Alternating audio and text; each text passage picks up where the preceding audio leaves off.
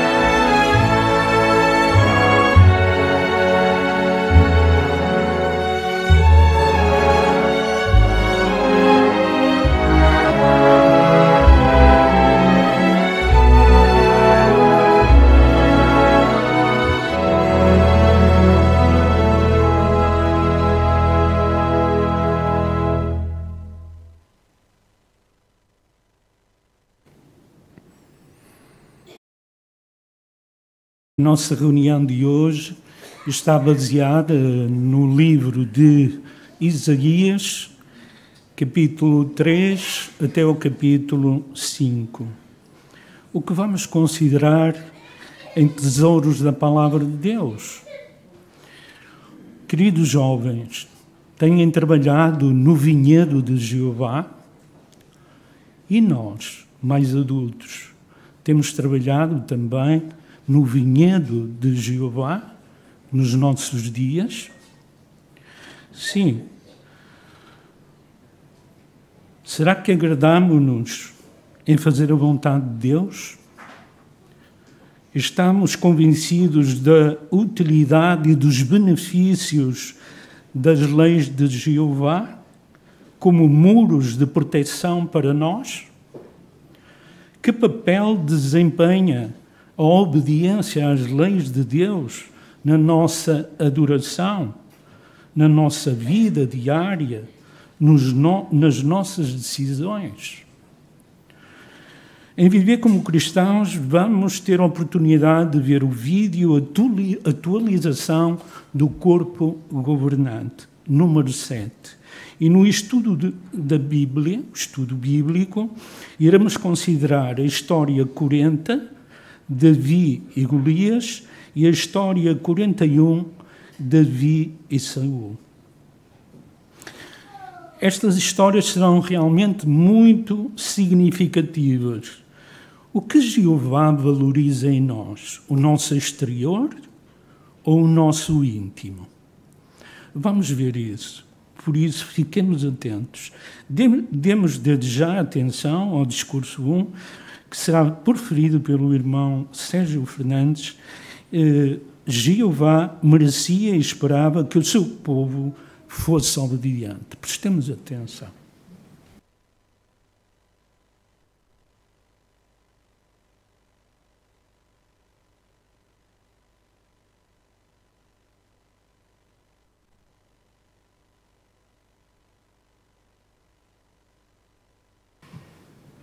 Imagine que decide plantar uma planta lá em casa. É uma planta especial. Por isso vai comprar boa terra, um lindo vaso, adubo, vai regar e vai lhe dar todos os cuidados que ela precisa. Até vai colocar no melhor lugar da casa, onde o sol é sempre benéfico. Depois de semanas a cuidar daquela planta, chegou a hora de ver o resultado. O que é que encontra? Uma planta que apenas deu folhas secas e frutos azedos. Como é que se sentiria? Bem, esta ilustração mostra como Jeová se sentiu com Israel. Jeová cuidou daquele povo como quem cuida de uma planta especial, muito valiosa, mas eles simplesmente escolheram desobedecer. Então hoje vamos considerar 3 pontos. O cuidado que Jeová teve ao plantar aquela vinha, o tipo de frutos que a vinha produziu e o que é que Jeová então decidiu depois fazer com a vinha. Vamos então começar por perceber como é que Jeová cuidou da vinha. Convidamos então todos a apanhar as Bíblias em Isaías, capítulo 5.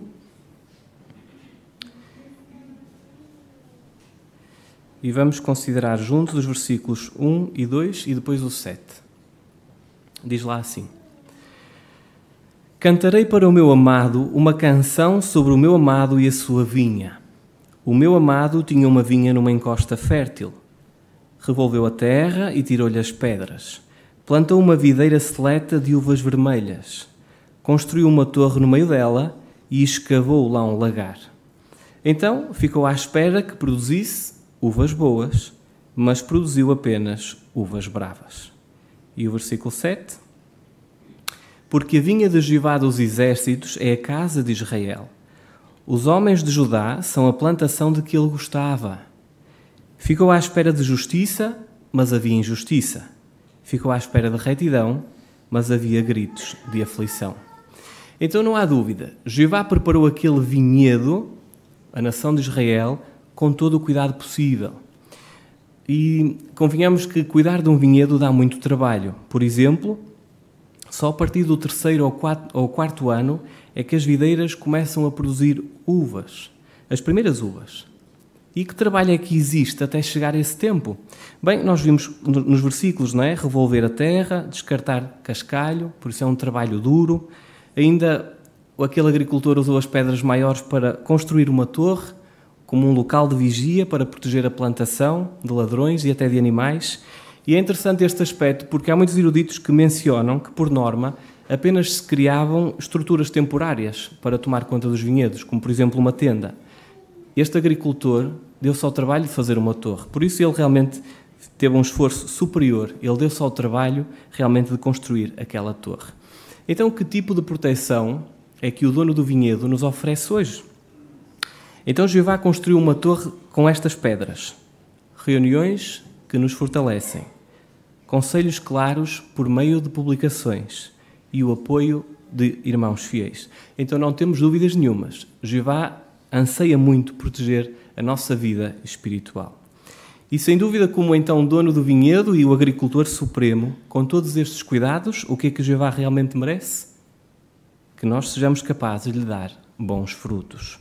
Então, que frutos é que podem ser esses que nós podemos ser capazes de dar a Jeová? Vamos pensar em alguns exemplos práticos. Por exemplo, uma mãe ocupada que consegue tirar alguns minutos para fazer uma oração com os seus filhos. Que tipo de fruto é que ela está a dar? Um fruto de espiritualidade e amor. Por exemplo, um irmão que tem um trabalho duro, que chega exausto a casa, mas não falta uma reunião. Que tipo de fruto é que ele está a dar? O fruto da fidelidade. Uma irmã tímida que se esforça para dar um comentário numa reunião? Que tipo de fruto é que ela está a dar? O fruto de coragem e apreço por Jeová. Um jovem que é o único testemunha de Jeová na escola, mas que não participa de brincadeiras imorais. Que tipo de fruto ele está a dar? O fruto da lealdade. Então todos estes valorizam o cuidado que o dono do vinhedo tem com a vinha e então produzem bons frutos. Infelizmente não foi o caso daquela vinha. Vamos perceber porquê. O versículo 4, Isaías capítulo 5 e agora o versículo 4. Diz lá assim: O que mais poderia eu fazer pela minha vinha que eu já não tenha feito? Porquê que quando eu esperei que produzisse uvas boas, ela produziu apenas uvas bravas? Conseguem notar o desapontamento, a tristeza na voz de Jeová, o dono do vinhedo? Quase como se Jeová tivesse: o que é que eu podia ter feito mais? Porquê que estes ingratos não foram capazes de me dar bons frutos? Porquê que eles só me deram aquilo que não presta? É interessante que uma sentinela 2006 explica que estas uvas bravas representam injustiça e desobediência, no fundo, atos contrários aos princípios bíblicos. Então o povo tinha ou não tinha orientação? Tinha, mas eles simplesmente preferiram ignorar isso e seguir práticas erradas. Então conseguimos já extrair daqui uma importante lição. Estar na vinha, fazer parte da congregação, por si só não garante que nós sejamos capazes de produzir bons frutos. Obedecer é uma escolha que nós fazemos. Então notem, por favor, a imagem do nosso manual. Conseguem realmente ver o desapontamento daquele agricultor? Tanto trabalho e só tem uvas que não prestam para nada. Azedas. Parece que até que eu nem cuidou delas. Porquê que eu só tive estas uvas? Que tipo de uvas podem ser estas, aplicando então de forma prática? Por exemplo, uso impróprio da internet.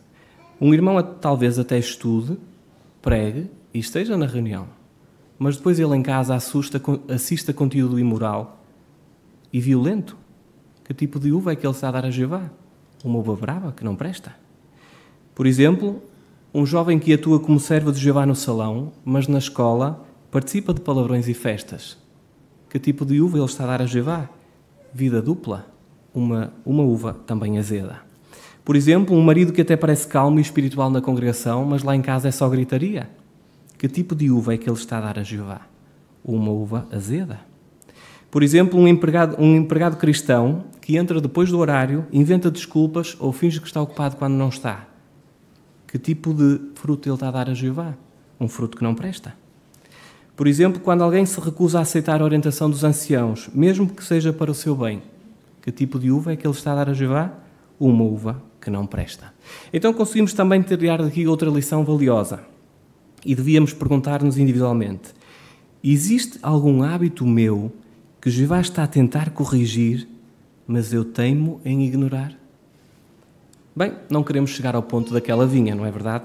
Porque parece que para eles já não havia nada a fazer. Veja, por favor, os versículos 5 e 6.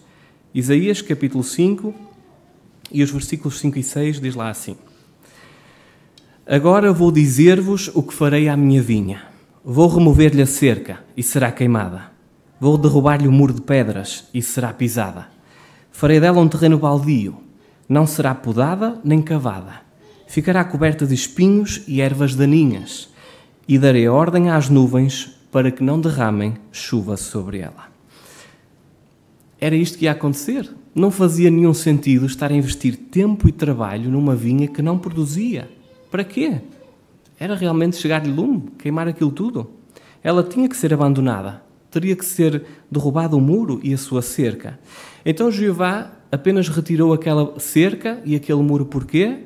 Porque o povo insistiu em desobedecer. E hoje acontece da mesma forma. Todos aqueles que insistem em escolhas erradas vão sofrer as consequências. Isto é claro. Por exemplo, que consequências atuais podem ser comparadas a Jeová retirar a cerca e o muro? Por exemplo, quando uma pessoa começa a faltar às reuniões e descuida a sua oração, o seu estudo pessoal, como é que ela se sente? Perda de paz interior, com ansiedade, tristeza e culpa. Jeová retira a cerca. Uma jovem, por exemplo, que ignora conselhos sobre amizade na escola e acaba por se envolver em conduta imprópria. O que é que ela vê? A sua vida a tornar-se num terreno baldio. Por exemplo, um irmão que recebe repetidos conselhos, mas que insiste no erro, até perde privilégios e é disciplinado. Outras vezes até chega ao ponto de ser removido da congregação. Por exemplo, uma esposa que vive com um marido cristão que só a trata mal e que grita. O próprio marido passa a ser espiritualmente fraco e as suas orações deixam de ser ouvidas. Quando alguém, por exemplo, deixa de estudar e orar, perde a proteção espiritual e então fica mais vulnerável a tentações e até a dúvidas. Mas queremos lembrar que mesmo quando Jeová permite que alguém passe por todas estas consequências, ainda assim Ele está a tentar salvar essa pessoa. Não temos dúvidas, a ilustração da vinha ajuda-nos a realmente ver como Jeová é amoroso e justo. Ele faz tudo para que nós sejamos espiritualmente fortes e por isso Ele espera que nós respondamos com obediência sincera. Então hoje produzir bons frutos significa usar bem a internet, ser honesto no trabalho, tratar bem a família, participar da pregação e nas reuniões, manter hábitos espirituais e aceitar conselhos. Por isso que cada um de nós deixa Jeová avaliar a nossa vinha e perceber se realmente Ele fica feliz com os frutos que lhe damos.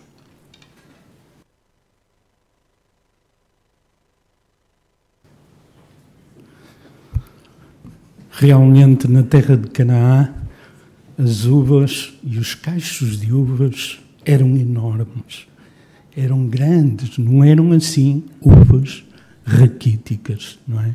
Por isso, muito obrigado, irmão Sérgio, por este excelente discurso. Agora temos o privilégio de partilhar as nossas pérolas espirituais e, para isso, demos atenção ao irmão Oséias Feliciano. Sejam todos bem-vindos para juntos irmos em busca de pérolas espirituais. Pedimos desde já na assistência a um leitor para o livro de Isaías, capítulo 5, versos 8 e 9. A irmã Cândida Rocha.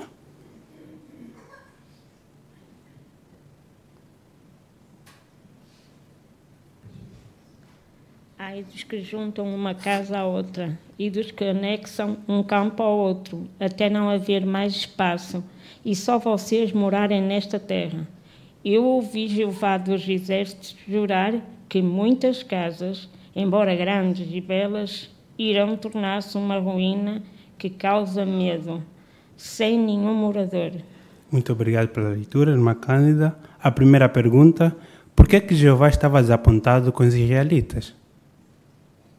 Irmã Fernanda Couto.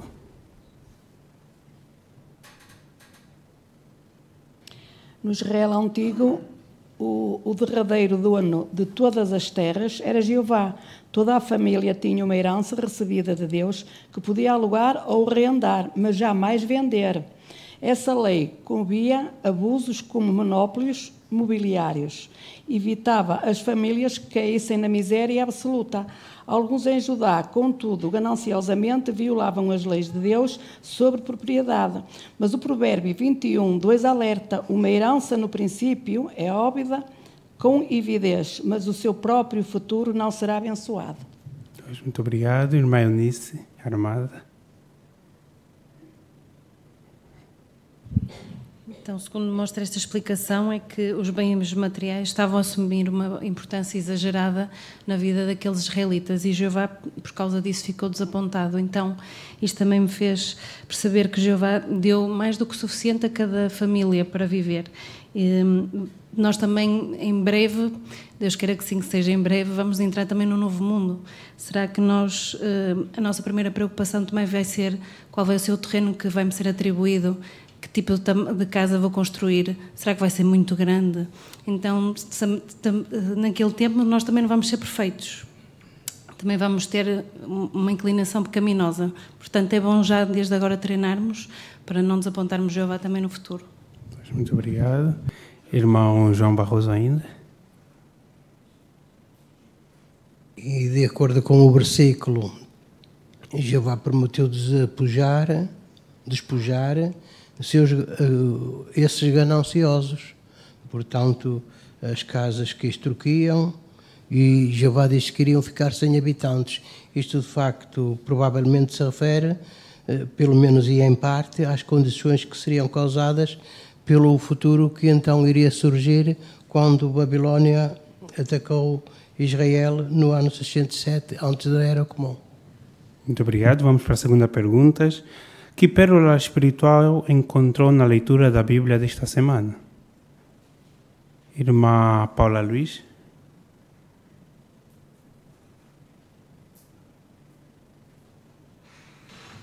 Isaías 5:21 serve de alerta sobre o excesso de independência e de achar que somos sábios e sabemos tudo.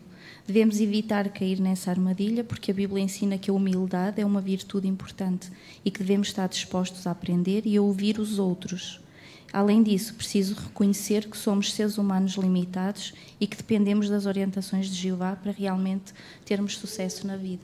Realmente, muito obrigado. Vamos ao Zoom. A irmã Virgínia.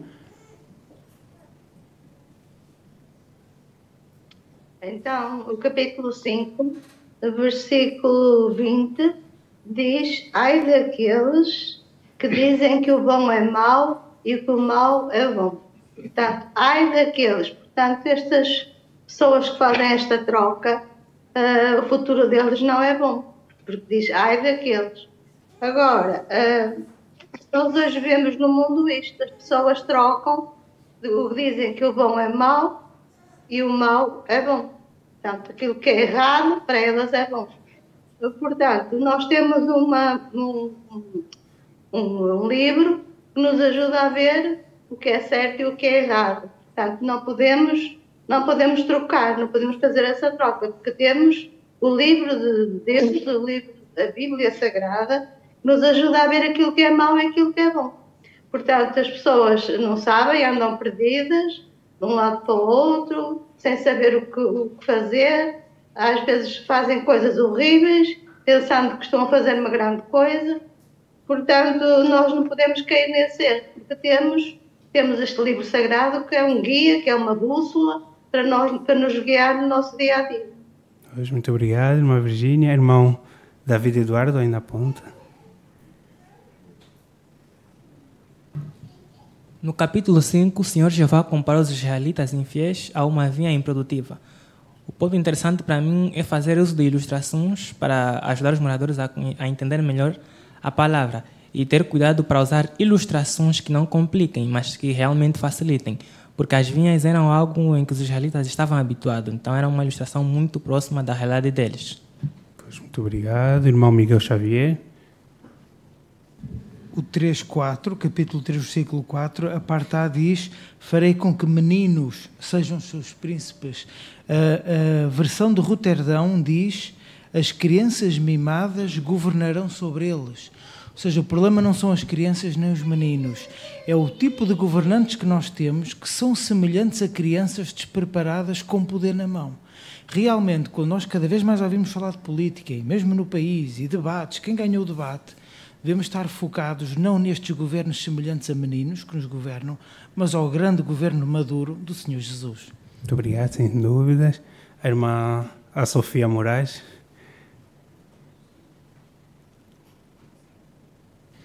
Em Isaías 5:8-9, Jeová condena os que acumulavam casas e terras de forma gananciosa, tirando espaço e sustenta a outras famílias. Isso violava a lei e criava injustiça numa sociedade que Jeová queria justa e equilibrada. Por isso, ele declarou que estas propriedades iam acabar desertas, mostrando que nada construído com egoísmo dura. Esta passagem lembra-nos que Jeová valoriza a justiça, empatia e generosidade e desaprova qualquer atitude que prejudique outros para benefício próprio. Muito obrigado pela pérola. Irmão Antônio Mutunda. Todos nós nos esforçamos para agradar o soberano Senhor Jeová, mas quando passamos por dificuldade, às vezes o que nos pode vir em mente é desistir. Mas no livro em consideração, capítulo 3, versículo 10, mostra que, embora hoje passamos por esses sobressaltos, as coisas poderão melhorar. E o nosso esforço não é em vão. Podemos sofrer hoje nesse sistema de coisas, mas seremos recompensados no novo mundo. Sem sombras de dúvida, irmão Frederico Fernandes.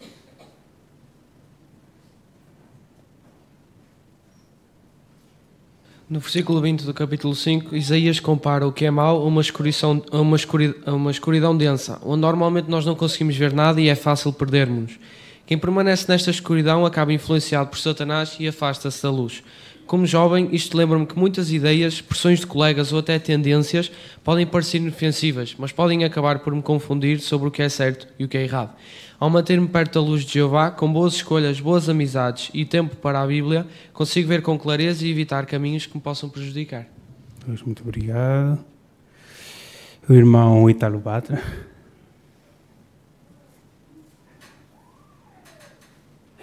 Isaías 3:10 y 3:17 também. Este versículo ensina-me que Jeová observa atentamente a conduta de cada pessoa. Ele distingue claramente quem é justo, humilde e sincero, e de quem é orgulhoso e tenta esconder as verdadeiras intenções. Jeová não se deixa enganar pelas aparências, ele vê interior. Então, anima-me muito a saber que tudo correrá bem para os que são justos. Mesmo quando ninguém vê o meu esforço, Jeová vê. Ele promete recompensar cada ato de fidelidade. Muito obrigado pela pérola. Um único último comentário. A irmã Alara Martins. Alara, sim. Em Isaías 4:6 diz que haverá uma barraca para a sombra contra o calor do dia e para refúgio e proteção contra tempestades e chuvas. No antigo Israel era comum construir uma barraca ou um abrigo para se proteger dos efeitos das estações.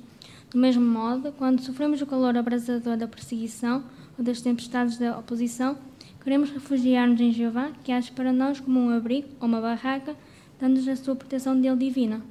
Muito obrigado pelas pérolas partilhadas com a congregação.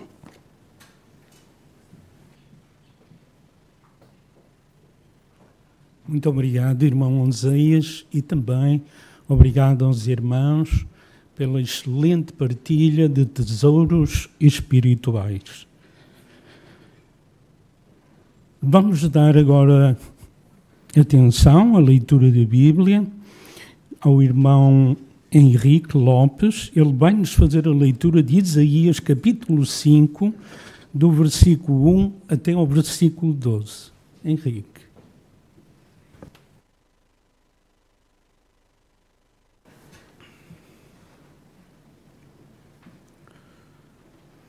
Cantarei para o meu amado, uma canção sobre o meu amado e a sua vinha. O meu amado tinha uma vinha numa encosta fértil. Resolveu a terra e tirou as pedras. Plantou uma videira seleta de uvas vermelhas. Construiu uma torre no meio dela e escavou lá um lagar. Então ficou à espera que produzisse uvas boas, mas produziu apenas uvas bravas. E agora, habitantes de Jerusalém e homens de Judá, por favor, julguem entre mim e a minha vinha. O que mais poderia eu fazer pela minha vinha, que eu já não tenha feito? Porque é quando esperei que produzisse uvas boas, ela produziu apenas uvas bravas. Agora vou dizer-vos, o que farei à minha vinha? Vou remover-lhe a cerca e será queimada. Vou derrubar-lhe o muro de pedras e será pisada. Farei dela um terreno baldio. Não será podada nem cavada. Ficará coberta de espinhos e ervas daninhas. E darei ordem às nuvens para que não derramem chuva sobre ela. Porque a vinha de Jeová dos exércitos é a casa de Israel. Os homens de Judá são a plantação de que ele gostava. Ficou à espera de justiça, mas havia injustiça. Ficou à espera da retidão, mas havia gritos de aflição. Ai dos que juntam uma casa à outra, e dos que anexam um campo a outro, até não haver mais espaço, e só vocês morarem nesta terra. Eu ouvi Jeová dos exércitos jurar que muitas casas, embora grandes e belas, irão tornar-se uma ruína que causa medo, sem nenhum morador, pois 10 eiras de vinha produzirão apenas um bato de vinho, e um homer de semente produzirá apenas um efa de cereais. Ai dos que se levantam de manhã cedo para tomar bebidas alcoólicas, que ficam até tarde na noite, até que o vinho os deixe exaltados. Nos seus banquetes há harpas, instrumento de cordas, pandeiretas, flautas e vinho, mas eles não refletem nos atos de Jeová, nem bem o trabalho das suas mãos.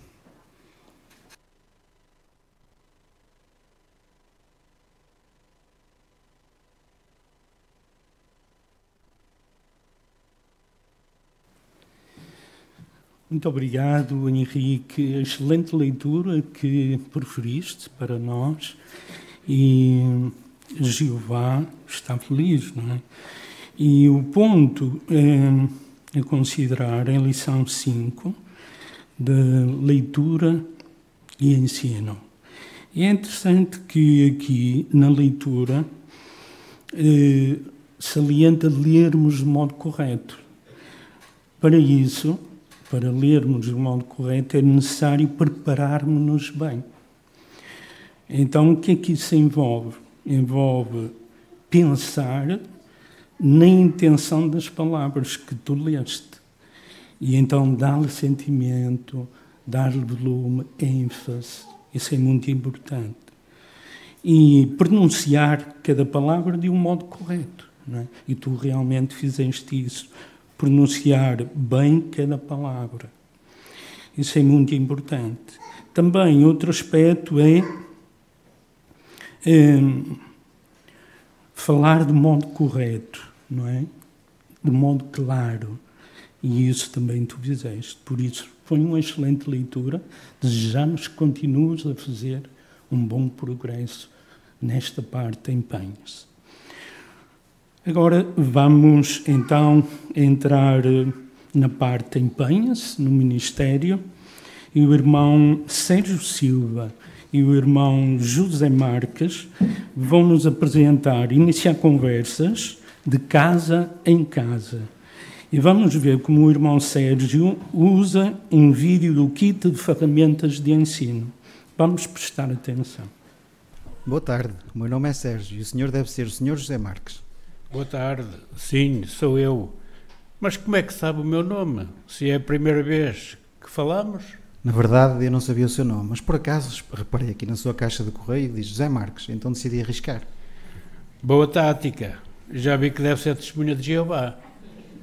Mas aviso já que não tenho muito tempo e até teve sorte em encontrar-me em casa. Sim, sou testemunha de Jeová, Sr. José, e prometo ser breve.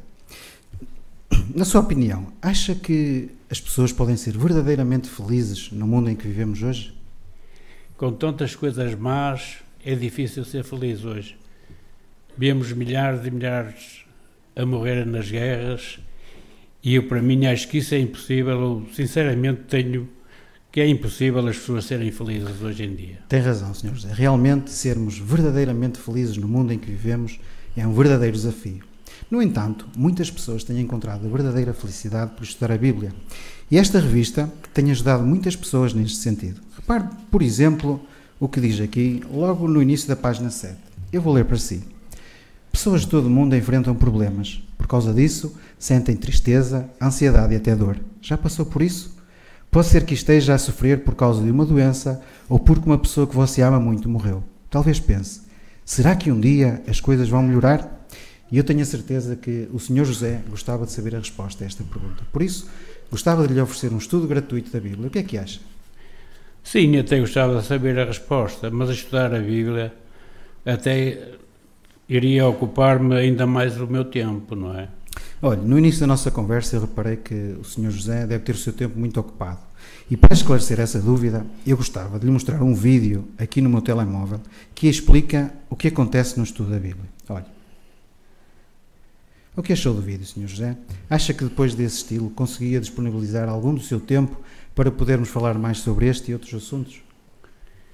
Bem, pelo que mostra o vídeo, posso fazê-lo quando quiser, onde quiser, não é? E pelo tempo que quiser. Talvez seja mesmo uma solução. Mas eu não gosto muito de estar ocupado, não é? E de me comprometer e não cumprir com a palavra, não é? Compreendo, Sr. José. Apenas gostava de salientar que aceitar um estudo da Bíblia não obriga a tornar-se testemunha de Jeová. Como viu no vídeo, o estudo pode ser feito em sua casa, por telefone ou até por videochamada. E tem como objetivo ajudá-lo a ser mais feliz agora e para sempre. Esta publicação é usada no estudo da Bíblia e é para si.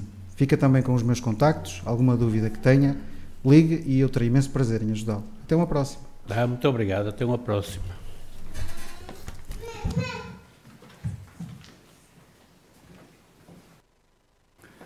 Muito obrigado, irmão Sérgio e irmão José. É isso, o irmão Sérgio usou muito bem uma das publicações do nosso kit de ferramentas. E, segundo a nossa brochura Ama as Pessoas, devemos mostrar interesse realmente nas pessoas, pelas pessoas. E um dos aspectos de mostrarmos interesse nas pessoas é escutá-las. Então temos que escutá-las. Não falo demais, não é? Especialmente numa conversa inicial. Não queremos ensinar tudo logo na primeira vez às pessoas que nos escutam, não é? Portanto, temos que ouvir, incentivar a pessoa a se expressar quando for apropriado e fazer perguntas. Portanto, desta forma, nós realmente encorajamos as pessoas a quererem estudar a Bíblia usando as ferramentas certas. Muito obrigado.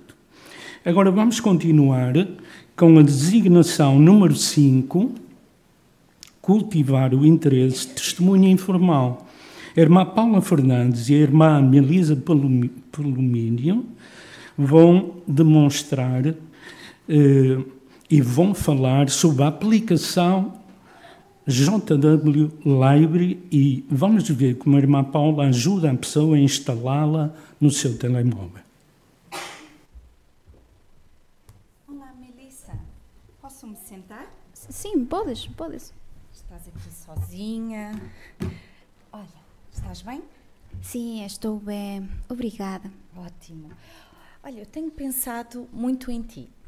Nós temos conversado, não é? E das últimas vezes nós conversamos sobre se é possível conhecer melhor a Bíblia, não é? Tu colocaste essa questão e lembro-me que mencionaste que gostavas até de ler, começar a ler a Bíblia, de a ler mais, mas que nem sabias por onde começar, onde encontrá-la.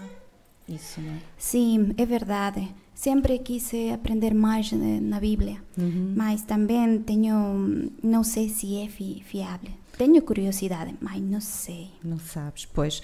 Acredito que não seja fácil, não é? Porque hoje em dia existe tanta informação, mesmo a nível das Bíblias, existem tantas versões, não é? E depois nós não sabemos se são seguras, se são fiáveis, o que fazer. Olha, por causa disso eu lembrei-me que queria-te mostrar uma aplicação. É uma aplicação gratuita, ela chama-se JW Library. É uma ferramenta que nós usamos, muito prática, e onde tu podes começar a ler a Bíblia. Já ouviste falar desta aplicação? JW Library? Não, nunca ouvi falar. Olha, eu vou-te já mostrar que esta aplicação tu podes descarregá-la gratuitamente para o teu telemóvel e contém várias traduções da Bíblia, vídeos, publicações, etc. Queres que eu te mostre? Ainda temos uns minutos? Sim, pode ser. Olha, então, é assim, eu tenho aqui a minha aplicação, estás a ver? Depois tu vais poder descarregá-la. É este ícone lilás, roxo, não é? E ao abrir, automaticamente, vais encontrar aqui várias informação e vários separadores. E neste separador aqui tem Bíblia, não é? E aqui, ao clicares, vais poder escolher a tradução. Por exemplo, a minha está em português. Tu vais poder escolher a tua língua, não é? Em espanhol, ou até noutras versões de tradução. Aqui, ao entrar, tens os livros da Bíblia. Podes sempre clicar nos números, encontras os capítulos, os versículos e também tem notas a explicar detalhadamente alguns versículos. Então, isto é interessante, não é? É, sim, muito interessante, Paula. Olha, além disso, como tu vês aqui, tem várias outras ferramentas, não é? E muitas pessoas acham até útil, por exemplo, ler um parágrafo, um versículo, da Bíblia por dia, não é? E assim lentamente começarem a ler a Bíblia. Outras pessoas acham interessante nesta aplicação também encontrar algumas ferramentas, por exemplo, de ensino, alguns conselhos, respostas a perguntas que tenham. Por exemplo, tu casaste há pouco tempo, qual o papel, por exemplo, da esposa no casamento, ou do marido, ou por exemplo como este aqui que fala sobre a família, como é que a sua família pode ser feliz. E eu gostaria, o intervalo já está a terminar, gostaria de poder mostrar isso. O que é que tu achas? Sim, gostaria muito, sim. Mas agora, brevemente, podes mostrar-me como instalar essa aplicação? Sim, eu vou-te mostrar. Olha, começas assim.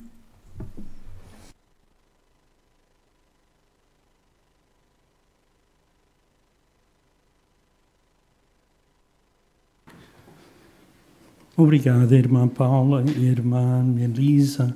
Foi uma excelente designação. E realmente precisamos de mostrar a empatia pelas pessoas, não é? Colocarmos-nos no lugar delas. E o nosso site, JW Library, podemos escolher a língua da própria pessoa e para ela poder entender melhor. E a irmã ajudou claramente a pessoa a instalá-la.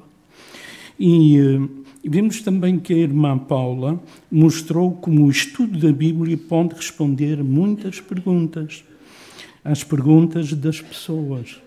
Então, queríamos encaminhar para os estudos bíblicos, encaminhá-las, não é? No nosso testemunho informal também.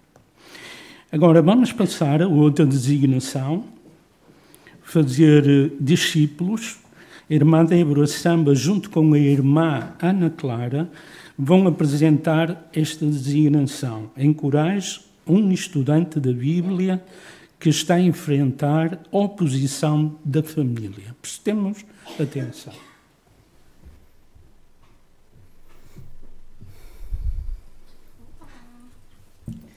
Olá, Clara. Então, como é que tu estás, rapariga?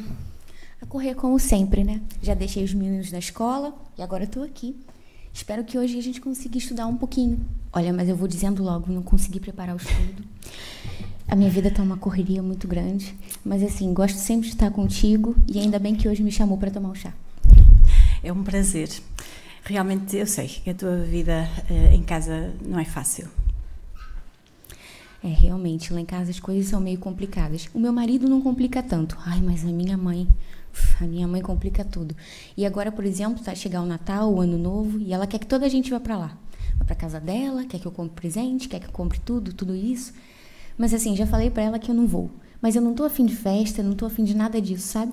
Principalmente agora que sei que Jeová odeia essas mentiras. Ai, Clara, é muito interessante ver a tua firmeza, a tua posição nesse assunto. No entanto, também vejo que isso te deixa exausta, tira-te até a alegria, não é? É, isso é verdade, eu fico bem cansada. Às vezes eu fico até desanimada para preparar o estudo e é mesmo muito complicado. Eu me fico imaginando se minha mãe me pega indo pregar. Eu fico pensando, como que eu vou pregar? Se minha mãe me pega indo pregar, Deus me livre. Eu sei que isso está a atrasar o teu progresso, até de te tornares publicador, embora isso seja um desejo teu. Mas, Clara, já pensaste na razão da tua mãe agir assim? Olha, eu acho que ela imagina que somos uma seita e que fazemos coisas malucas, tomamos qualquer coisa, ou que quando eu for ao hospital eu estiver doente, eu vou preferir morrer do que tomar a transfusão de sangue. Eu acho que são essas coisas. É muito normal a reação dos familiares quando as pessoas começam a estudar a Bíblia. É muito comum. Eles ficam assustados porque começam a ver as pessoas a mudarem de hábitos, a adquirirem novas crenças. Mas olha, é possível tu ajudares a melhorar a situação. Põe-te no lugar da tua mãe. Como é que te sentirias? Realmente, eu ia estranhar também, né? Ia ser difícil. Talvez ficasses também assustada. Sim. Mas olha, essa intensidade com que tu falas do assunto, és muito direta. Calculo que como falas comigo, falas com a tua mãe com mais intensidade ainda, porque há mais familiaridade, estás mais à vontade. Por exemplo, quando falas das festividades ou da questão do sangue, falas assim com essa intensidade toda? Sou direta. Clara, isso mostra a tua fé. Mas eu estava a pensar em como te podia ajudar nesse teu stress. E estava aqui a pesquisar e Colossenses 4:6. Acho que se calhar te vai ajudar. Queres ver aqui? Olha, queres ler? Colossenses 4:6. Que as vossas palavras sejam sempre agradáveis, temperadas com sal, de modo que saibam como responder a cada pessoa. Achas que se as tuas palavras forem mais temperadas, quer dizer, mais ao gosto da tua mãe, achas que ela podia ficar mais tranquila? Olha, eu acho que sim, mas eu fico muito nervosa quando ela começa a questionar as coisas que eu aprendi na Bíblia, porque assim, eu tenho a certeza, mas ela questiona e é muito difícil. Mas olha, lembra-te, Clara, que a tua mãe não é o teu inimigo. Na verdade, tu continuas a amar a tua mãe muito, não é?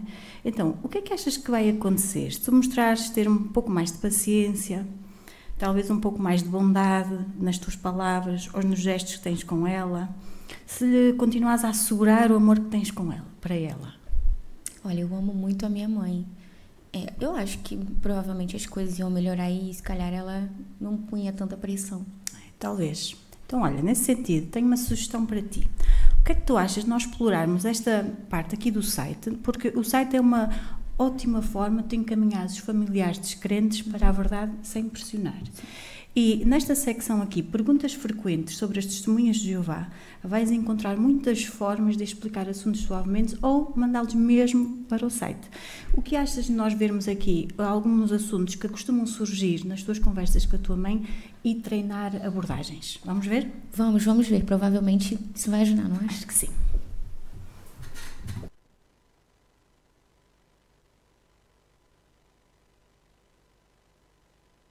Obrigada, irmã Débora e irmã Clara, também pela vossa excelente participação.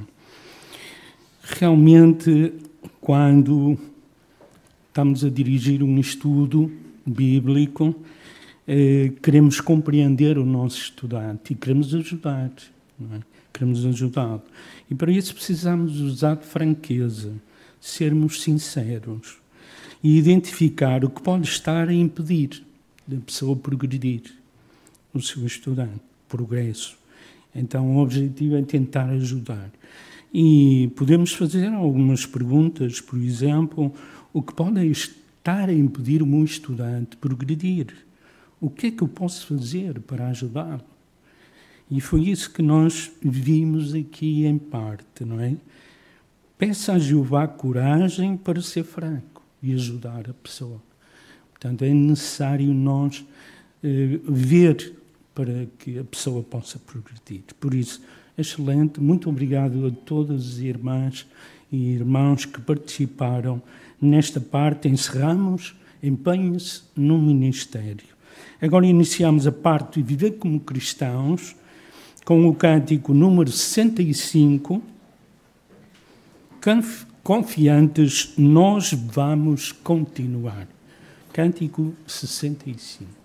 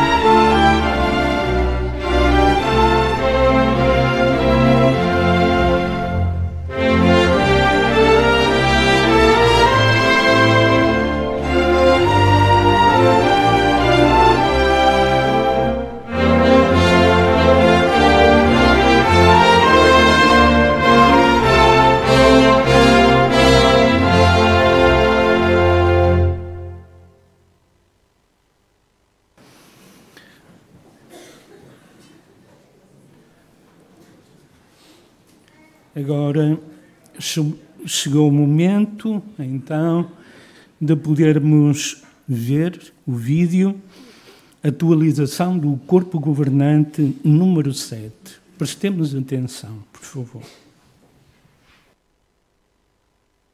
Bem-vindos! Hoje vamos falar sobre alguns pontos altos do relatório do ano de serviço de 2025. Também vamos ver algumas experiências que aconteceram durante a campanha de setembro. Mas primeiro, algumas novidades. Nos dias 24 a 26 de outubro de 2025, tivemos um congresso especial em Kobe, no Japão. Mais de 3.000 delegados de 35 países assistiram ao congresso. O auge da assistência foi de 22.591. Além disso, 93 irmãos e irmãs foram batizados. Os congressos fortalecem a nossa união e também dão um excelente testemunho. Um delegado das Ilhas Maurício contou esta experiência. Um cozinheiro do hotel perguntou: "Desculpe, que tipo de grupo é este?" Eu disse-lhe que éramos testemunhas de Jeová e que estávamos a assistir a um congresso. Ele disse: "Todos os que usam esse cartão são tão bondosos, simpáticos e estão sempre a sorrir." Depois ele trouxe um colega e disse: "Olha, estas são as pessoas de que te falei. Vestem-se bem, são educadas e simpáticas." Ele até disse que ia tentar assistir ao congresso na folga dele. No fim ele disse: "Eu já conheci pessoas de várias religiões, mas vocês são totalmente diferentes. Eu sinto-me feliz. Acordo com vontade de ir trabalhar porque eu sei que vocês vão estar lá." O nosso bom exemplo louva a Jeová. Estas são ocasiões alegres, mas alguns irmãos, infelizmente, têm enfrentado situações tristes. Vamos ver um exemplo disso. As Filipinas enfrentaram vários desastres naturais num espaço de 7 semanas. O país foi afetado por 5 furacões e 2 terremotos de grande magnitude. Quase 2.000 publicadores ficaram desalojados e 99 casas foram destruídas. Além disso, 548 casas e 36 salões do reino foram danificados. 10 irmãos e irmãs ficaram feridos, mas felizmente nenhum irmão perdeu a vida. Foram organizadas 12 comissões de ajuda humanitária. Outro exemplo foi o que aconteceu na Jamaica no dia 28 de outubro. O país foi afetado pelo furacão Melissa, com ventos muito fortes, quase 300 km por hora. Este foi um dos furacões mais destrutivos que surgiu no Oceano Atlântico. Por causa disso, o sul da Jamaica sofreu inundações e várias pessoas morreram. Este furacão também afetou o Haiti, a República Dominicana, Cuba, as Bahamas, as Ilhas Turcas e Caicos e as Bermudas. Como é que os nossos irmãos foram afetados? Felizmente, nenhum irmão ou irmã perdeu a vida, mas 14 ficaram feridos. 679 irmãos ficaram desalojados, 79 casas foram destruídas e 1.165 casas foram danificadas. Além disso, 4 salões do reino foram destruídos e 40 salões do reino e 5 salões de assembleias foram danificados. Foram organizadas 4 comissões de ajuda humanitária. Nós ficamos muito preocupados quando os nossos irmãos passam por estas situações. É como o apóstolo Paulo descreveu em 1 Coríntios 12, 25 e 26. Para que não houvesse divisão no corpo, mas para que os membros tivessem o mesmo cuidado uns com os outros. Se um membro sofre, todos os outros membros sofrem com ele. A nota de estudo no versículo 25 diz que a frase "os membros tivessem o mesmo cuidado uns com os outros" significa literalmente "os membros estejam preocupados uns com os outros". Depois diz: o facto de Paulo usar esse verbo aqui mostra que os membros da congregação cristã devem estar profundamente interessados no bem-estar espiritual, físico e material uns dos outros. Por favor, continuem a orar pelos irmãos que foram afetados por estes desastres. Agradecemos aos voluntários que estão a ajudar estes irmãos em sentido espiritual, físico e material. Isso inclui-vos a vocês. muito obrigado pelas vossas orações e pelos vossos donativos que tornam tudo isto possível. Apesar dos desafios, vocês não abrandaram o passo. É tão encorajador ver o vosso zelo na pregação. E isso foi bem evidente na nossa última campanha mundial. Durante o mês de setembro, nós oferecemos a revista A Sentinela em todo o mundo. Qual era o tema? Um mundo sem guerra. Como? Também convidámos as pessoas para um discurso especial.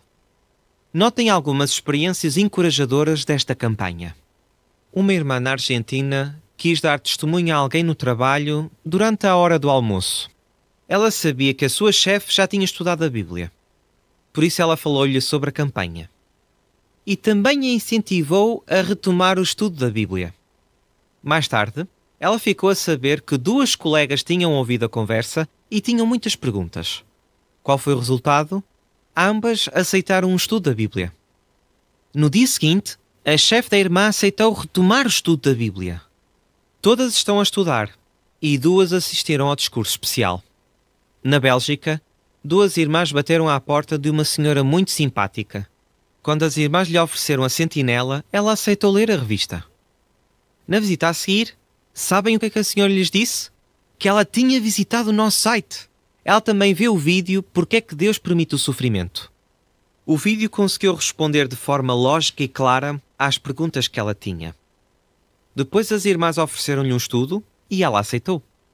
A senhora assistiu ao discurso especial e ela esteve muito atenta. Depois da reunião, ela disse que se sente muito feliz por estar com pessoas que querem mesmo servir a Deus.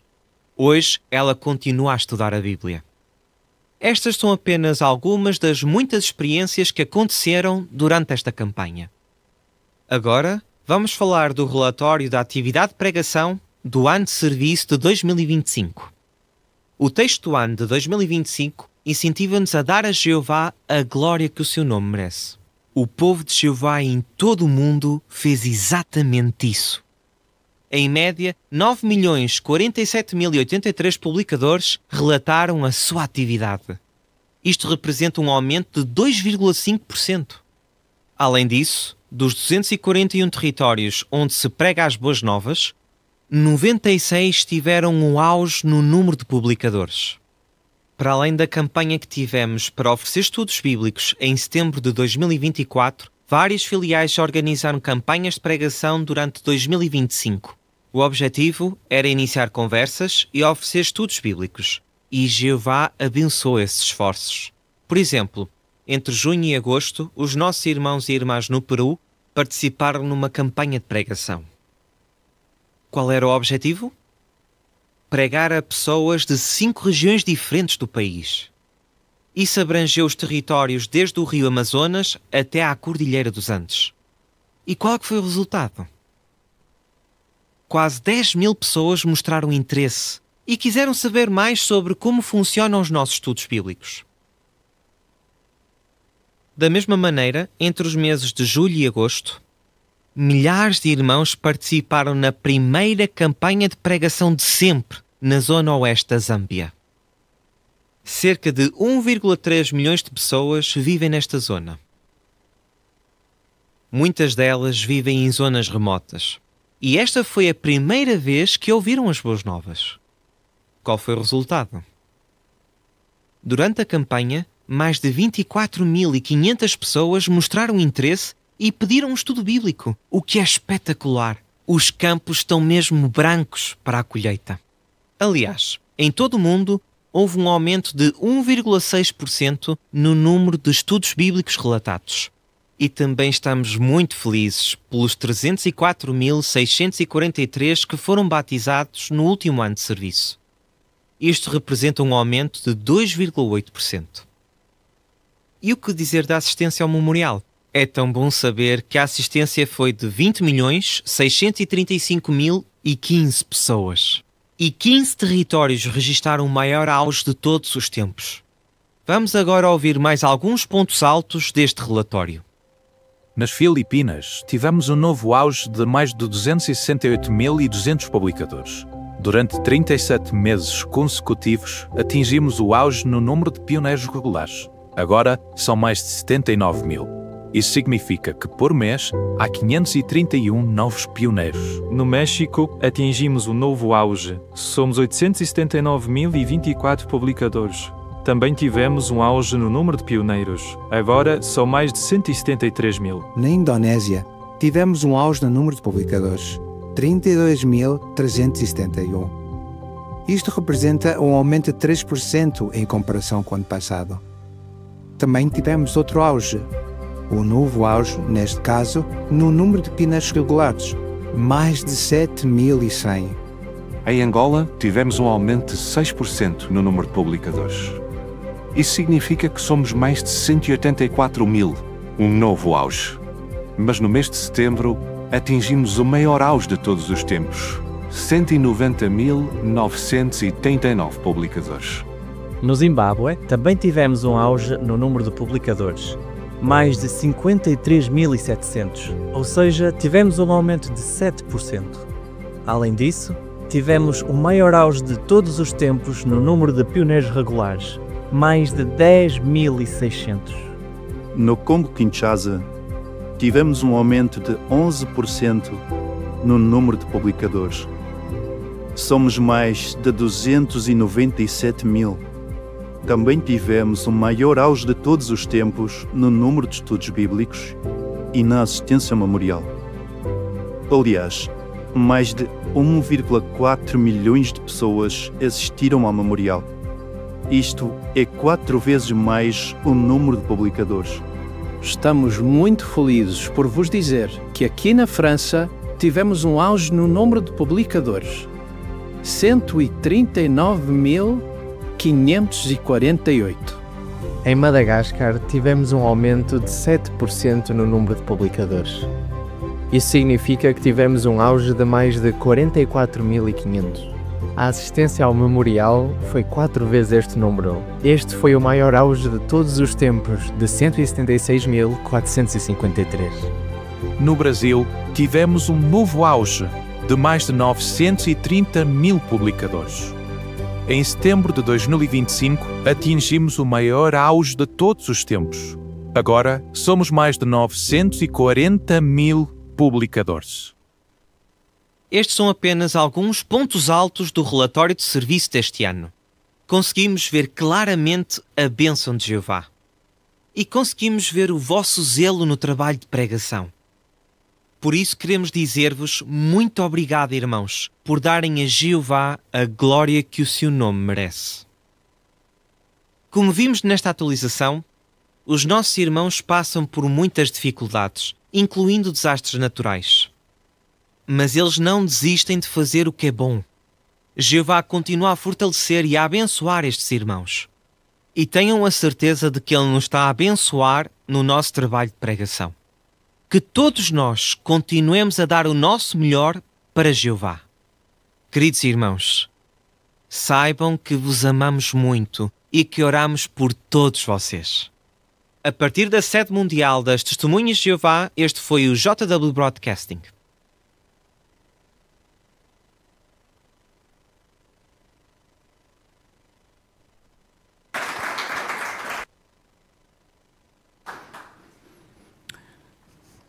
Agora, pedimos a vossa atenção para o estudo bíblico de congregação e apreciamos também as vossas respostas. E para a condução do estudo do livro, o estudo bíblico, demos atenção ao irmão João de Mar Silvestre. Então sejam todos bem-vindos, queridos irmãos. Vamos agora dar início à história número 40, David e Golias. E à medida que fomos considerando as duas histórias, a história 40 e a história 41, vamos ver um ponto muito importante. Vamos ver que tipo de pessoa é que Jeová sente prazer em usar e o que é que realmente é mais importante.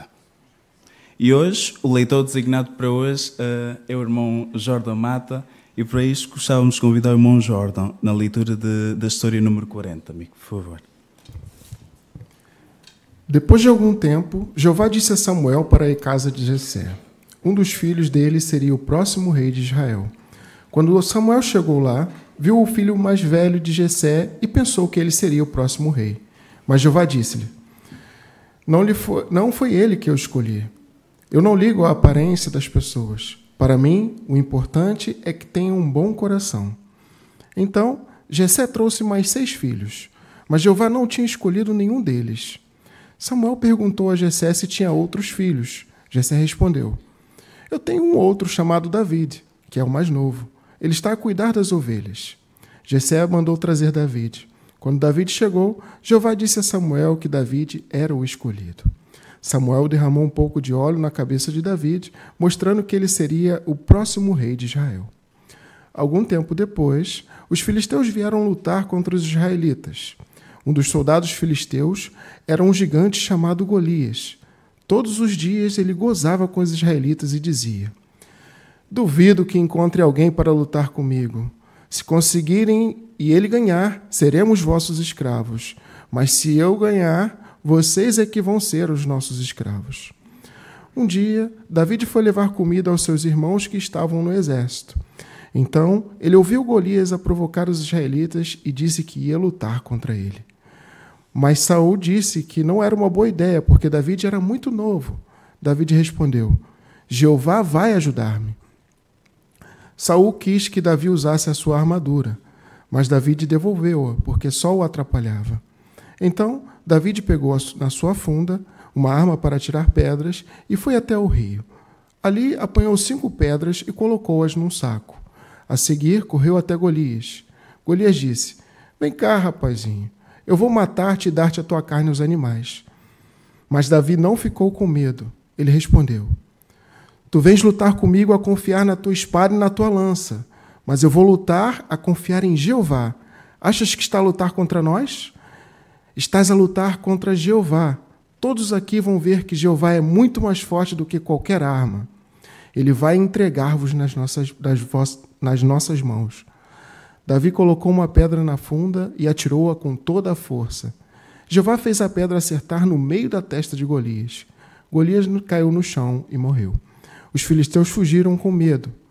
Viste como Davi confiou em Jeová? E tu, também confias em Jeová? É isso. Obrigado, irmão Jordan.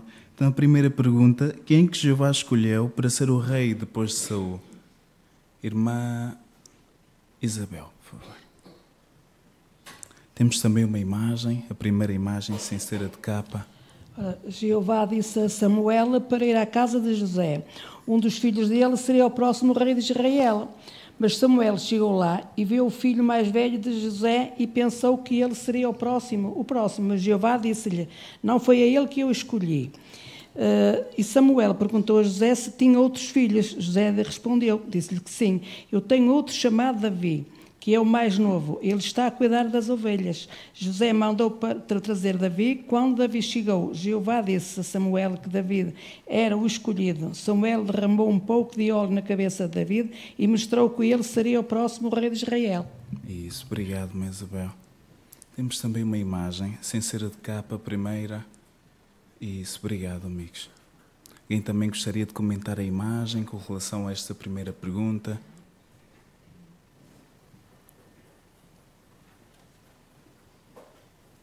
Irmão Nuno. É interessante que Jeová podia ter escolhido outros filhos de Jessé, talvez até mais bem preparados para serem reis, porque já tinham alguma experiência de vida, não é? Talvez até mais fortes do que David, não é? Mas Jeová não olhou, tinha dito a Samuel para não olhar para a aparência, porque não era isso que contava aos olhos de Jeová, mas sim talvez o coração, e foi por isso que mandou chamar então o último, que supostamente que não estava em casa, mas que Jeová sabia que ele pertencia à família, que era Davi, e então foi ele que mandou chamar para ser ungido. Portanto, Jeová olha não para a aparência das pessoas, mas sim para o coração, e neste caso Davi era um coração puro, um coração inocente, porque ele ainda era um menino. Isso, obrigado, irmão Nuno. Irmão Miguel. Uma fantástica imagem com Davi ao centro, um jovenzinho a ser ungido de joelhos, tão humilde que ele era, E do lado esquerdo vemos ali um grandão, talvez tenha sido aquele que surpreendeu Samuel, talvez tenha sido Eliabe, porque está assim com a mão aberta, como quem diz, o que é que estás a fazer? Mas é curioso que não foi Eliabe que foi lutar contra Golias. Foi Eliabe que gozou com o irmãozinho dele quando ele disse que queria lutar com Golias. Portanto, Eliabe realmente não estava preparado para ser rei. Então, Jeová nunca se engana. Quando ele diz que é mesmo. Isso, obrigado, meu Miguel. Irmã Débora também.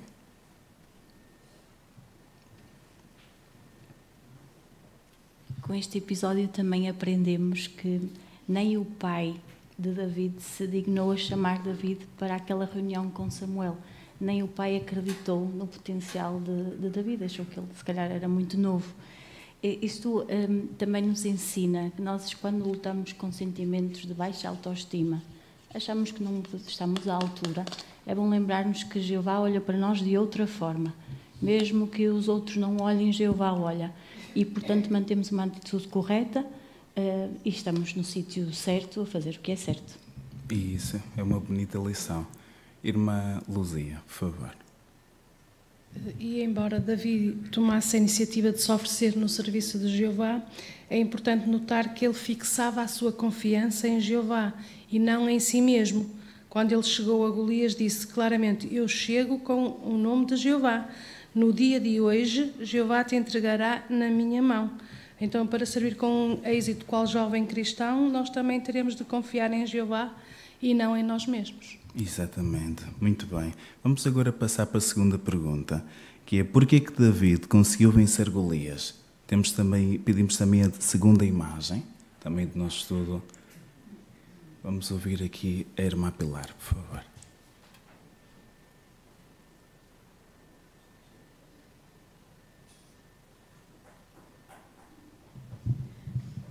Porque Davi não estava a lutar sozinho, não é? Ele confiava plenamente em Jeová e quem venceu aquela luta contra Golias foi Jeová.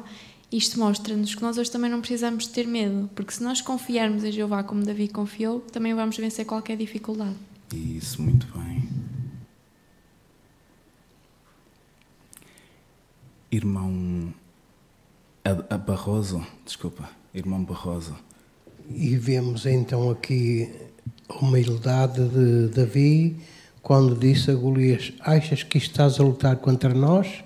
Estás a lutar contra Jeová. Portanto, ele, ao saber disso, que estás a lutar contra Jeová, automaticamente ele estava a saber que Jeová iria ser vencedor. Isso, muito bem. Vamos agora também ao Zoom. Vamos ouvir a irmã Virgínia. Então, do ponto de vista humano, não seria possível uma pessoa tão grande, tão gigante, conseguir vencer um jovenzinho, não é? Mas isto mostra realmente como o Espírito de Jeová operou naquele jovem. E realmente as palavras de Jesus, que estão registadas em Marcos 10, 27, que diz que para Deus todas as coisas são possíveis. Realmente para os homens, e para um homem seria realmente impossível. Mas para Jeová nada é impossível. Portanto, esta parte aqui nos mostra que Deus pode tudo. O Senhor Jeová pode tudo. E se nós depositarmos a nossa confiança e pensarmos assim, vamos poder vencer assim como Davi venceu Golias. Podemos vencer muitos Golias na nossa vida, se tivermos confiança e fé em Jeová como Davi teve. Isso, obrigado, Maria Virgínia, bom pormenor. Temos também algumas perguntas adicionais, que também incluem um pouco também das primeiras perguntas, que é: o que é que este relato nos ensina sobre Jeová? Aí sim pedimos a imagem de capa. Vamos ouvir agora a irmã Paula Luís, por favor.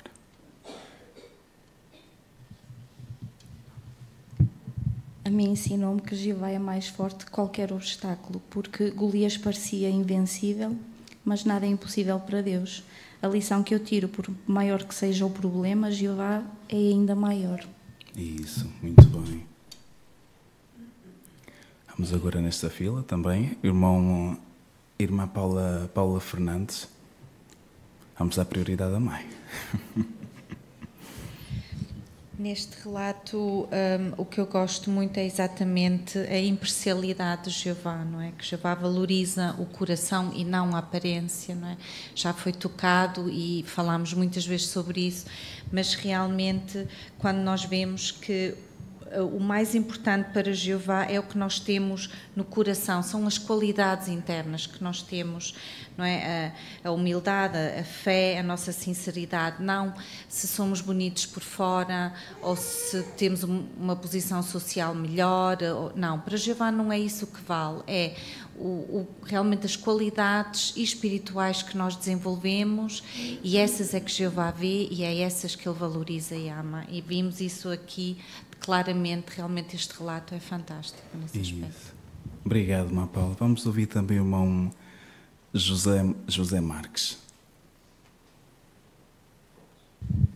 David, perante as ameaças, não ficou com medo, não é?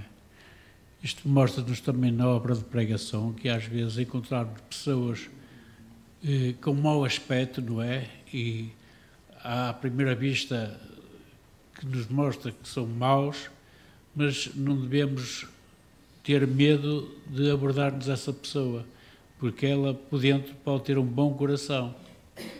Por isso, nós não vamos em nosso nome, mas vamos no nome de Jeová, como foi David.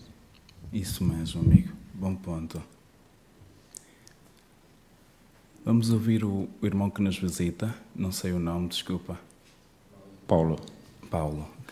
Bom, fique claro que Jeová está acima de qualquer problema que viemos enfrentar. Pois, embora hoje não termos um Golias na nossa frente, mas temos uma pilha de situações que possam muitas das vezes nos levar a cometer contra o Senhor Jeová. Mas esse relato mostrou que se nós confiarmos em Jeová, claro que Ele estará aí para nos ajudarmos em qualquer problema que venhamos a enfrentar.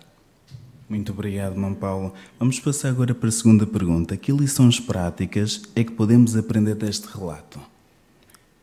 Irmã Natália.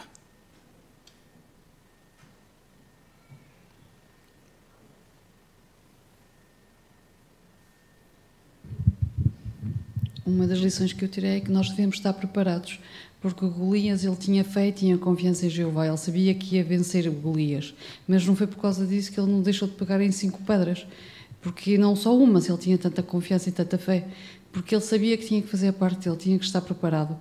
Então isto ensina-me que também, quando temos que lutar contra os nossos próprios Golias, não é? Sejam eles doenças ou traços de personalidade a definir, nós temos que nos preparar também. É importante ter fé, ter confiança, mas o nosso trabalho, a nossa preparação também é muito importante. Exatamente, sem dúvida.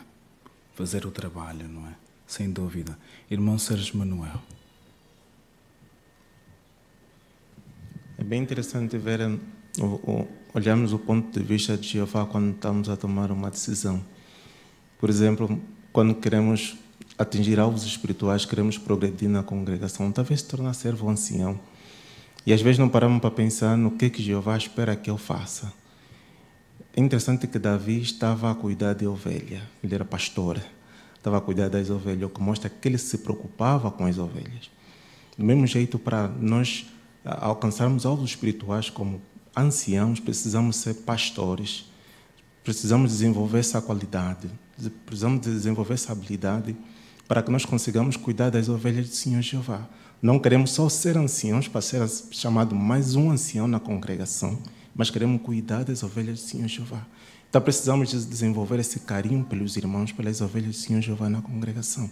Dessa maneira que o Senhor Jeová também vai nos ajudar a desenvolver, a crescer em sentido espiritual até alcançar esse alvo de ser ancião na congregação. Isso, o trabalho começa antes. Muito bem, amigo. E a última pergunta é como é que a matéria pode ser aplicada, por exemplo, na família ou até mesmo na congregação? Já tocámos um bocadinho nesse aspecto, mas, por exemplo, como pode ser aplicada? Irmão Cândido.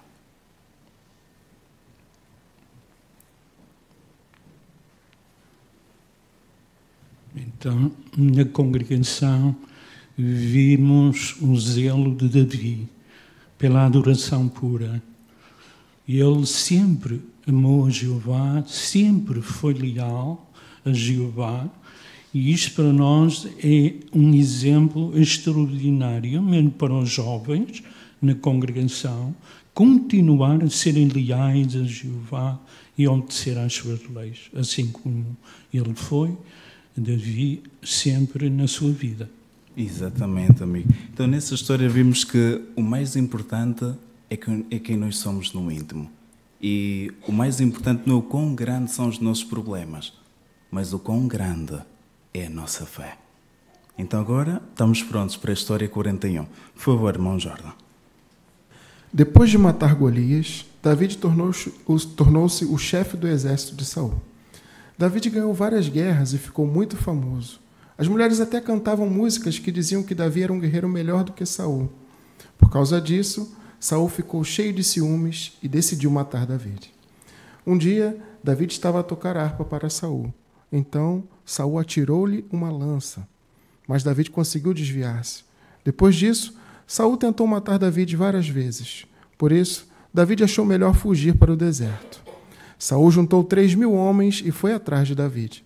Por acaso, Saul entrou na mesma caverna onde David e os seus homens estavam escondidos. Os homens de David disseram: David, esta é a tua oportunidade de matar Saul. Então, David foi com muito cuidado até onde Saul estava e cortou-lhe um pedaço da roupa. Saul nem se apercebeu, só que David sentiu-se mal por ter feito isso, pois era uma falta de respeito para com o rei que Jeová tinha escolhido. Então, David não deixou os seus homens atacarem Saul. Quando Saul saiu da caverna, David disse-lhe: Tive a oportunidade de o matar, mas não o fiz. Será que Saul desistiu de matar David? Não. Saul continuou a tentar apanhá-lo. Numa noite, David e o seu sobrinho Abisai entraram escondidos no acampamento de Saul. Até mesmo Abner, que devia proteger o rei, estava a dormir. Quando viu isso, Abisai queria matar Saul, mas David disse: Abisai, Jeová vai tratar de Saul. Vamos só levar a lança e a bilha de água dele e sair daqui. David e Abisai saíram do acampamento e subiram um monte que ficava ali perto. Lá de cima, David gritou: Abner, por que é que não protegeste o teu rei? Nós tiramos-lhe a lança e a bilha de água, e tu nem viste. Saul reconheceu a voz de Davi e disse: Podias me ter matado, mas não me mataste. Agora sei que vais ser o rei de Israel. Depois disso, Saul voltou para o seu palácio. Será que todos na família de Saul odiavam David? Vamos ver. Obrigado, irmão Jordan, pela leitura, amigo. Temos agora a primeira pergunta. Por que é que Saul queria matar David? Vamos ouvir aqui a Mariana.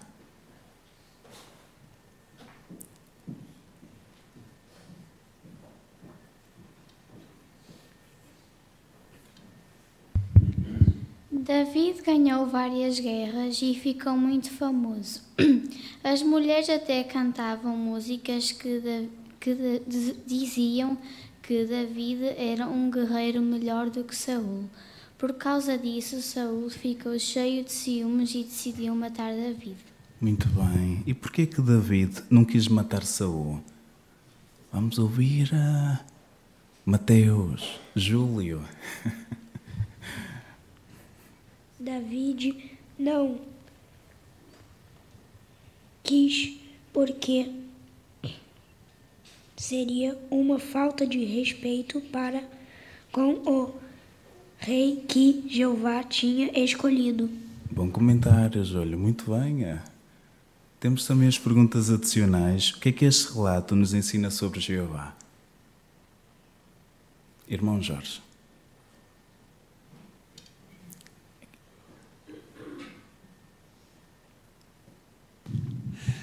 Isso ensina-nos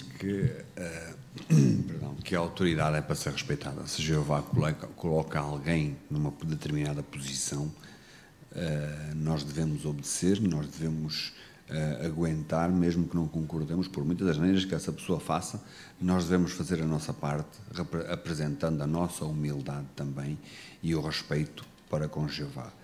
Como disse David, quem tem que cuidar da pessoa é Jeová. Se a pessoa está a agir mal, Jeová, no momento certo, vai retirar essa pessoa ou vai dar outra solução, e nós devemos continuar a ser sempre obedientes, acima de tudo, a Jeová e a respeitar as suas decisões.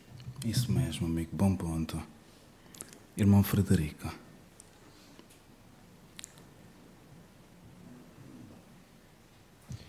Nós aqui, como vimos, David podia ter facilmente justificado matar Saul. Era perseguição injusta, era autodefesa, e até os companheiros de David disseram que era Jeová que lhe estava a entregar.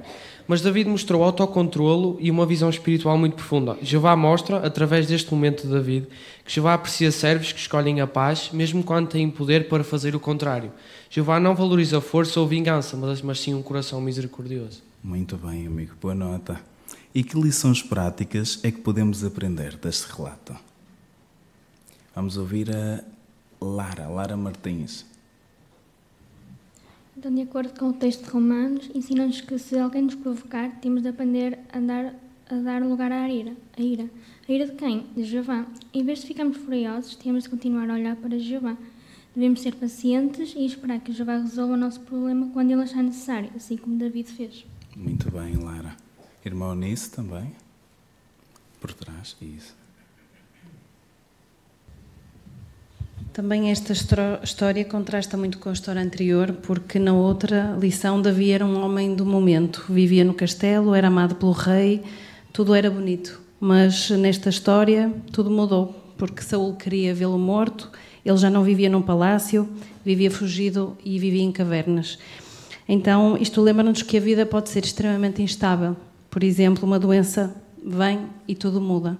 Mas também nos lembra de que a única coisa estável na nossa vida é Jeová. Então a oração é a chave para nós não chegarmos a um ponto de ruptura emocional. Lembro-me de uma ilustração de um besouro que estava a tentar sobreviver ao roda de um carro. O que é certo é que ele não podia voar. A única forma que ele tinha de passar por aquilo era confiar na sua carapaça. Então, às vezes, nós não conseguimos voar para longe dos nossos problemas, mas às vezes só temos mesmo que levar com o golpe, mas confiar que Jeová vai nos ajudar a suportar esse golpe. Isso, obrigado, Maunice. E como é que a matéria pode ser aplicada, por exemplo, na família ou até mesmo na congregação?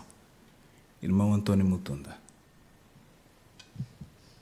O relato mostra com que Saul começou a odiar ou ter ciúme de David porque ele usou a comparação. David era um guerreiro valente, sim, era óbvio porque as pessoas reconheciam. E o que isso nos ensina na congregação? Jeová espera que todos nós venhamos a servir de acordo às nossas circunstâncias, não nos compararmos com o irmão ou com o ancião, assim por diante. É perigoso porque isso pode causar a desunião na congregação. Isso mesmo, amigo, bom ponto. Muito obrigado a todos os irmãos. Gostávamos de ouvir mais comentários, mas não conseguimos ouvir todos. Por isso continuemos também com este belo espírito.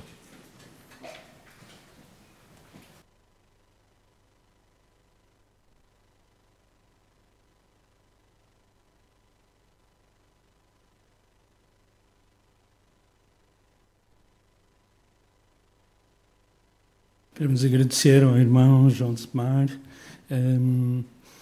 a forma como apresentou o estudo bíblico de congregação e também elogiar os irmãos pelos vossos excelentes comentários. Resumindo a nossa reunião, em Tesouros da Palavra de Deus, vimos que é sensato da nossa parte que examinemos como podemos continuar a dar fruto no vinhedo de Jeová. Seria bom raciocinarmos de forma correta, prestando atenção à vontade de Jeová e às suas leis. Certamente assim, com a proximidade do fim do sistema de coisas, evitaremos calamidade espiritual. Assim também mostraremos que somos sábios aos olhos de Jeová. Para a próxima semana, gostaríamos de destacar um ponto sobre Isaías. Ele ofereceu-se para ser o mensageiro de Jeová. Ele disse: aqui estou, aqui envia-me. Por isso, irmãos, no nosso caso, será que podemos dizer as mesmas palavras? Agora passamos aos anúncios. Anúncio 27 de novembro de 2025 para a congregação. O horário do congresso. Estamos ansiosos pelo Congresso Internacional 2026, na cidade do Porto.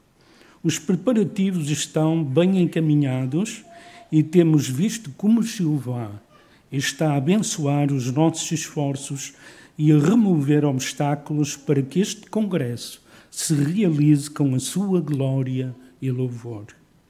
Por isso, é com grande expectativa que esperamos o início do programa espiritual. A fim de minimizar os constrangimentos no trânsito, na cidade do Porto, o Corpo Governante aprovou que apenas na sexta-feira, dia 10 de julho de 2026, o programa do Congresso tenha início às 10h30, em vez de às 9h30. Visto que outros locais de congresso serão conectados ao Congresso do Porto para assistir em direto a alguns discursos, este ajuste aplica-se a todos os congressos regionais realizados nessa semana no território da nossa filial. Estamos certos de que este ajuste irá contribuir para o bem-estar de todos na cidade do Porto e para que os nossos irmãos cheguem com segurança ao local do Congresso. Obrigado a todos os irmãos nos departamentos que tornaram com que esta reunião fosse possível. Terminamos assim a nossa reunião de hoje. E convidamos todos a se levantarem para entoarmos o Cântico do Louvor, número 4. Jeová é o meu pastor, baseado no Salmo 23. E depois o irmão Sérgio Manuel dirige-nos ao Senhor Jeová em oração.